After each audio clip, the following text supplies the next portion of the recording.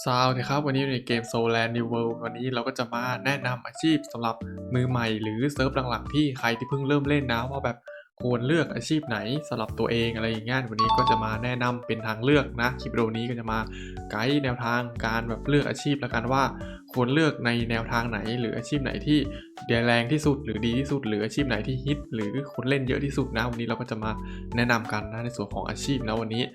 เดี๋ยวเรามาแนะนำตั้งแต่เริ่มต้นเลยตั้งแต่เวล1ถึงเวล60เลยดีกว่าว่ามีอาชีพไหนที่น่าสนใจและแรงบ้างในส่วนของเวล1และเวล60นะเดี๋ยวผมจะแยกเป็นเลเวล1ถึง60แล้วก็70 80จนถึง90ให้เลยนะปัจจุบันให้เลยว่ามีอาชีพไหนแบบน่าเล่นแล้วก็ฮิตฮอตหรือแบบแรงในส่วนของอาชีพไหนๆบ้างในส่วนของเลเวลตามเลเวลเลยนะส่วน1ถึง60นะเลเวล1ถึง60สำหรับใครที่เพิ่งเริ่มเล่นนะก็จะแนะนำในส่วนของนี่ค้อนเท่าเทียนเลยนะตรงนี้นี่ก็คืออาชีพของค้อนเท่าเทียนเลยตรงนี้นะนี่ก็เป็นอาชีพที่ผมใช้อยู่ตอนนี้นะกูเลยอาจจะยังไม่เห็นสกิลในส่วนของเพิ่มเติมตรงนี้ก็เป็นอาชีพหนึ่งที่ตั้งแต่เริ่มเกมเนี่ยก็คือบอกเลยว่าแรงนะในส่วนของค้อนเท่าเทียนก็คือเวล1ถึงเวล10เนี่ยค้อนจะแรงมากนะจะแบบดาเมจโดดออกมาจากอาชีพอื่นเลยในส่วนของค้อนนะเลเวล1ถึง60แล้วอีกอาชีพหนึ่งก็จะเป็นนี่เลยนี่ในส่วนของกระบี่นะนี่กระบี่เจ็ดสังหารก็คือเป็นอีกอาชีพหนึ่งที่แรงพอๆกับค้อนเลยนะก็แบบตีคู่กันมาเลยในส่วนของเวล60เวล1และเวล60นี่ก็บอกเลยว่าเป็น2อาชีพที่แนะนำนะในส่วนของสำหรับเริ่มต้นนี่ก็เป็นอันนี้เป็นอาชีพสายดาเมจแล้วกันที่แนะนำที่แรงที่สุดในส่วนของเวล1และเวล60นะนี่ก็จะเป็น2อาชีพนี้เลยนะนี่เลยที่แรงในส่วนของเลเวล1ถึง60ส่วนใครอยากเล่นซับก็แนะนำเป็นหอแก้วนะหอแก้วเจ็ดสมบัติหรือถ้าใครเล่นตัวผู้ชายก็แนะนำเป็นนี่ไส้กรอกก็คือตรงนู้นนะไส้กรอกวิญญาณยุทธไส้กรอกนะก็อีก2อาชีพนี้ก็จะเป็นสายอาชีพที่บัฟดาเมจเพื่อนแล้วก็บัฟเกาะบัฟฮิลเพื่อนอะไรเงี้ยก็จะเป็น2อาชีพสำหรับสายซับนะใครอยากเล่นสายซับก็2อาชีพนี้เลยส่วนใครอยากเล่นแท้งแล้วมีดาเมจติดมาบ้างก็คือพยัคฆ์ขาวเลยนี่อาชีพนี้ก็บอกเลยว่าเป็นทั้งแท้งได้ด้วยและ DPS ได้ด้วยนะว่าพยัคฆ์เมคาเนี่ยเมื่อก่อนเนี่ยแบบดาเมจเบามากนะพอแบบมีการปรับใหม่มาก็บอกเลยว่าดาเมจดีขึ้นเยอะเลยในส่วนของพยัคฆ์ขาวนะดาเมจเป้าเดียว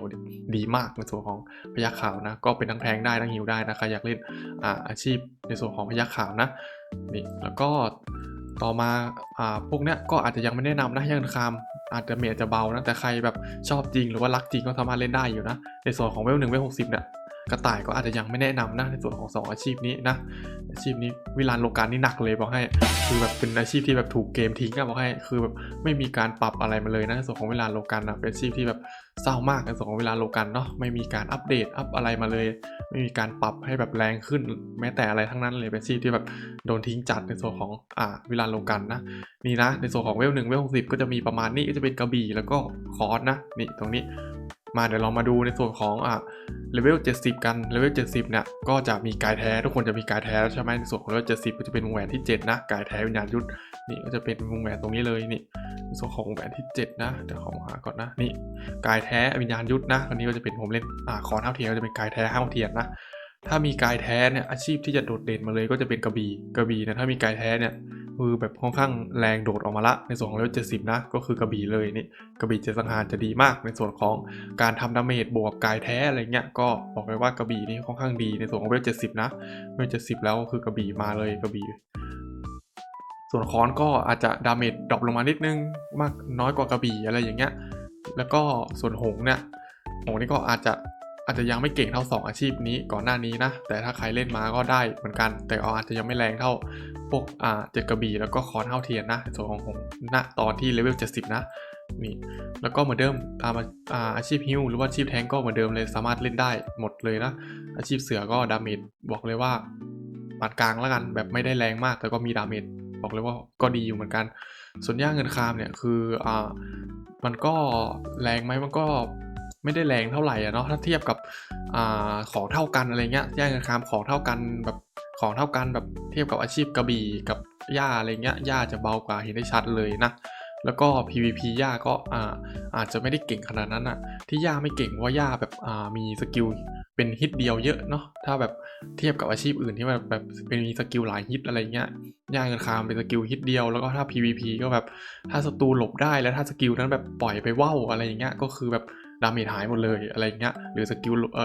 หรือใครแบบหรือทุกคนหลบได้อะไรเงี้ยก็จบเลยนะส่วนมากที่เขาจะมาเล่น PVP ในส่วนของย่าเนี่ยก็จะเอามาเล่นในส่วนของ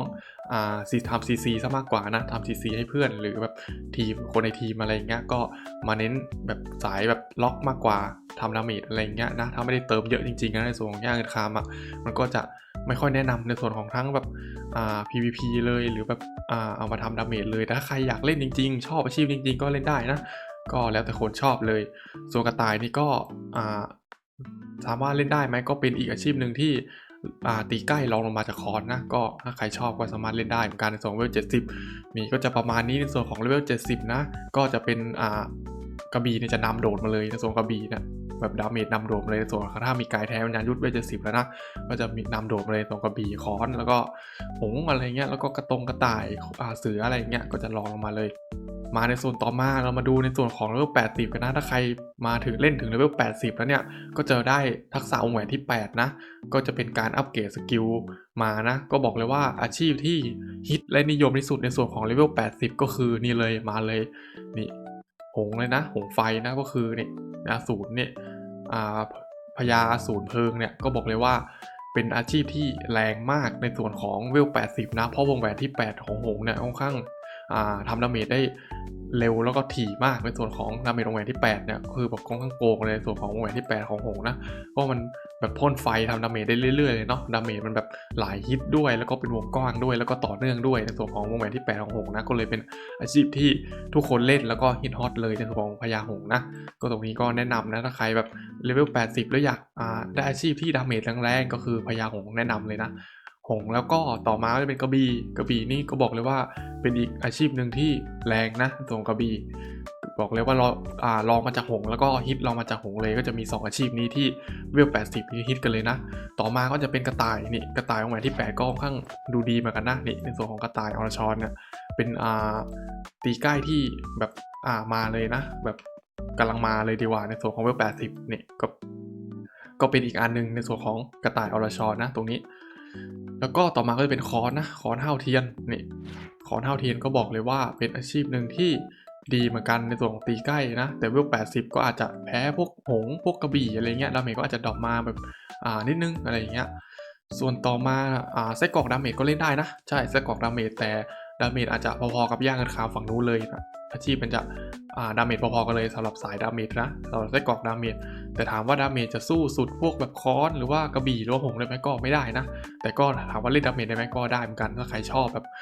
ฮิลได้ด้วยแล้วก็เปลี่ยนแบบไฮบิดเป็นแบบดาเมจได้ด้วยฮิลได้ด้วยก็ไส้กรอกก็ได้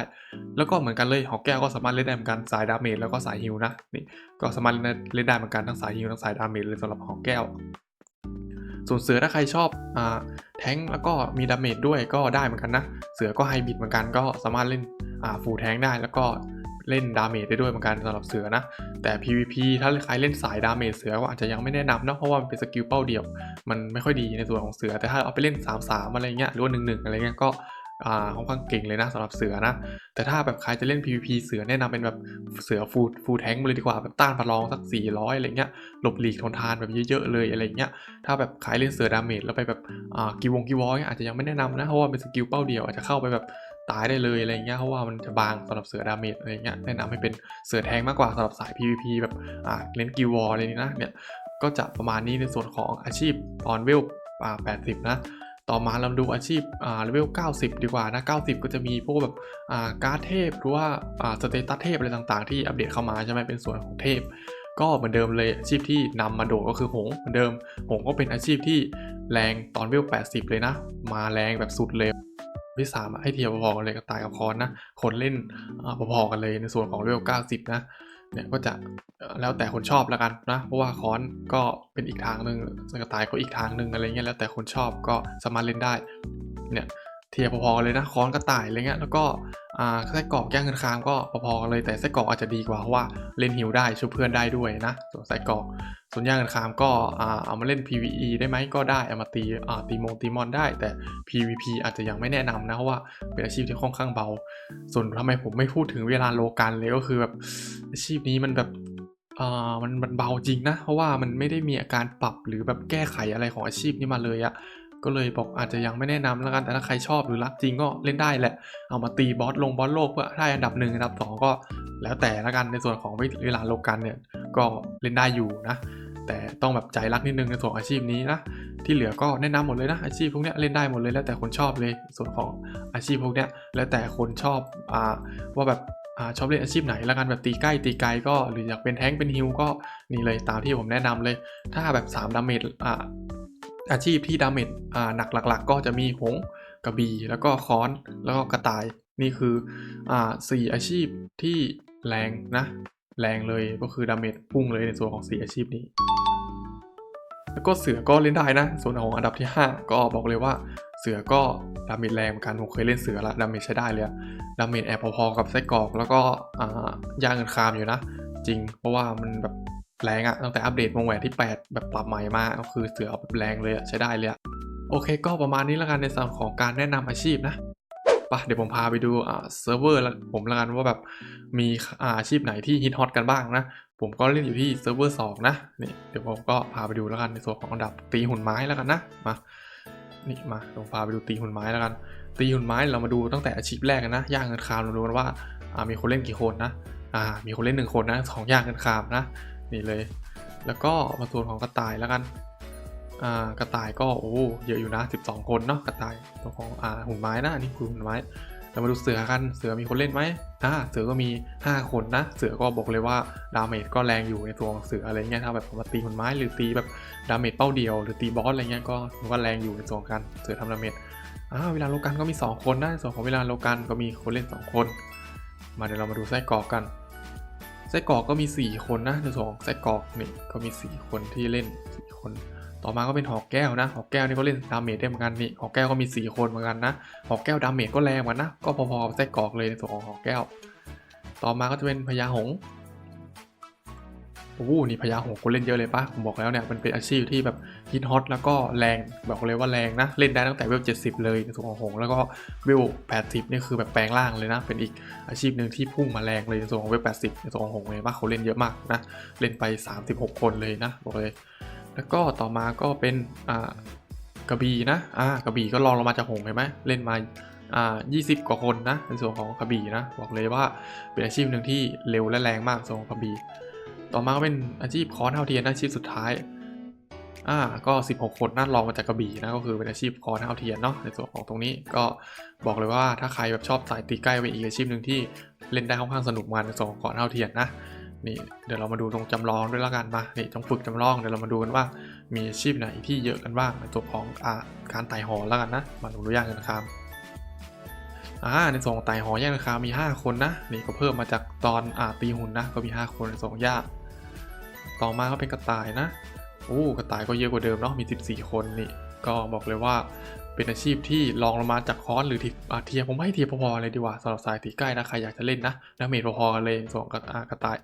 ในส่วนเสือก็มี7คนนะนี่ก็7คนก็บอกเลยว่าเล่นนั่งแทงนั่งฮิวตรงเสือต่อมาก็เวลาโลกันมีคนเดียวเองนะนี่ก็บอกเลยเป็นอาชีพที่แบบโดดเกมทิ้งแล้วนะผมให้อาชีพนี้เป็นอาชีพที่โดดเกมทิ้งเลยต่อมาก็เป็นไส้กรอกก็10 คนนะไส้กรอกก็คนเล่นเยอะอยู่เอาเรื่องอยู่นะส่วนของไส้กรอกเพราะว่าไส้กรอกข้อดีคือฮิวเพื่อนได้เล่นฟูลฮิวได้เล่นสายดาเมจได้ชุบเพื่อนได้ด้วยนะค่อนข้างครบเครื่องอยู่ในส่วนของไส้กรอกแต่ดาเมจไม่ได้สุดเท่าแบบสายดาเมจเท่าไหร่อะไรเงี้ยส่วนหอกแก้วก็เหมือนไส้กรอกเลยเล่นแทงสุดได้เล่นแบบฮิวได้เล่นแบบดาเมจได้นะก็ค่อนข้างฟูลเลยส่วนของไม่ใช่ไส้กรอกส่วนของหอกแก้วมาเดี๋ยวเรามาดูในส่วนของหงส์กันหงส์ก็เหมือนเดิมคนเล่นเยอะมากนะนี่32คนในส่วนของพญาหงส์นะนี่ก็บอกเลยว่าเป็นอาชีพที่แรงแล้วก็ฮิตฮอตมากในส่วนของหงส์ต่อมาก็เป็นกระบี่แล้วกัน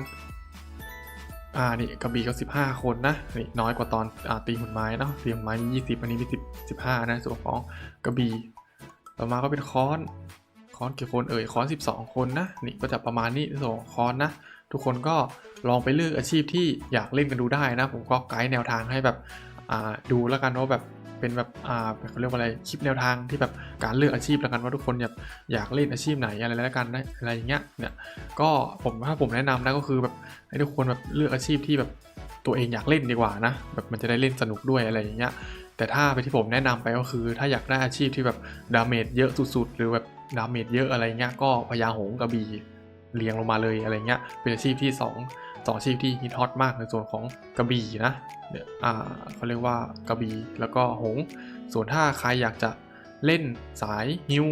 ก็หอกแก้วแล้วก็ไส้กรอกถ้าใครอยากเล่นตัวผู้ชายก็ไปไส้กรอกเลยนะตัวผู้ชายจะเล่นไส้กรอกตัวผู้หญิงจะเล่นหอกแก้วอะไรเงี้ยเพราะว่าผู้ชายไม่สามารถเป็นหอกแก้วได้นะแล้วก็ถ้าใครอยากเล่นแท้งมีดาเมจด้วยอะไรเงี้ยฟูลแท้งแบบวิ่งไปรวบให้เพื่อนแล้วก็แบบโดนลุมแบบอะไรเงี้ยถึกๆอะไรเงี้ยก็พยัคฆ์ขาวเลยส่วนถ้าอยากเล่นแบบสายพระเอกนะนู่นเลยนะย่างเงินขามตรงนู้นเลยก็คือบอกเลยว่าเป็นชีพที่ทำซีได้ดาเมจพอมีแล้วกันแต่ก็ถามว่าเ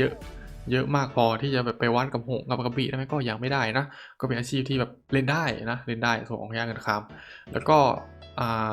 กระต่ายอรชรก็เป็นดาเมจที่ดีมากเป็นอาชีพที่ดีมากนะในส่วนของทั้ง PVP แล้วก็PVE เลยก็เป็นอาชีพที่ดาเมจพอๆกับค้อนเท่าเทียมตรงนั้นเลยนะบอกเลยว่าเป็นอาชีพที่ดีมากก็ประมาณนี้ละกันในส่วนของการแนะนำอาชีพนะเพื่อนๆก็ลองไปดูได้ในส่วนของID ตัวเองนะถ้าแบบ ID ไหนแบบเนี่ยทุกคนดูตรงสเตตัสตรงนี้ละกันดูรายละเอียดอะไรเงี้ยทุกคนดูว่าอาชีพของตัวเองค่าไหนมันแบบโดดขึ้นมาจากค่าอื่นอะไรเงี้ยเพราะว่าแต่ละอาชีพมันจะใช้สเตตัสธาตุไม่เหมือนกันนะแบบมีน้ำพิษแล้วก็ไฟแล้วก็ไฟฟ้าอะไรเงี้ยคุณก็ลองไปดูได้ว่าอาชีพ ID ตัวเองค่าชำนาญธาตุตรงไหนโดดมากว่าค่าอื่นอะไรเงี้ยถ้าเป็นหงก็จะใช้สเตตัสไฟแล้วเป็นกระบี่ก็ใช้กายภาพอะไรเงี้ยค้อนก็ใช้สายฟ้าเนี่ยทุกคนก็ลองไปดูได้และอีกอย่างหนึ่งที่ประกอบการตัดสินใจในการเลือกอาชีพก็คือกระดูกแล้วนะกระดูกนี่เป็นอะไรที่ค่อนข้างสำคัญมากเลยนะเพราะว่าถ้าสมมติใครแบบมีกระดูกไฟเนี่ยอาจจะไปเล่นตีใกล้ก็อาจจะแบบมันอาจจะไม่ค่อยเวิร์คเท่าไหร่แต่ถามว่าเล่นมันได้ไหมก็ได้อยู่ในส่วนของกระดูกไฟไปเล่นตัวตีใกล้อะไรอย่างเงี้ยบอกเลยว่ากระดูกนี่ก็สำคัญในการพิจารณาเลือกอาชีพนะก็เลือกกระดูกดีๆด้วยในส่วนของการจะเลือกอาชีพแต่ละอาชีพนะก็ประมาณนี้แล้วกันในส่วนของการแนะนำการเลือกอาชีพในส่วนของเกม Solar New World นะก็เป็นมาแบบไกด์ผู้เล่นใหม่เซิร์ฟหลังๆคร่าวๆแล้วกันในส่วนของคลิปวิดีโอนี้สำหรับนี้ก็ถ้าผมอธิบายหรือว่าแนะนำอะไรผิดพลาดหรือพูดมีคำพูดใดว่าจะได้ไม่สุภาพก็ต้องขออภัยมาณที่ด้วยครับสำหรับคลิปวิดีโอนี้ถ้าเพื่อนๆชอบคลิปวิดีโอนี้อย่าลืมฝากกดไลค์กดแชร์เป็นกำลังใจให้ผมด้วยสำหรับวันนี้ผมก็ต้องขอตัวลาไปก่อนบ๊ายบาย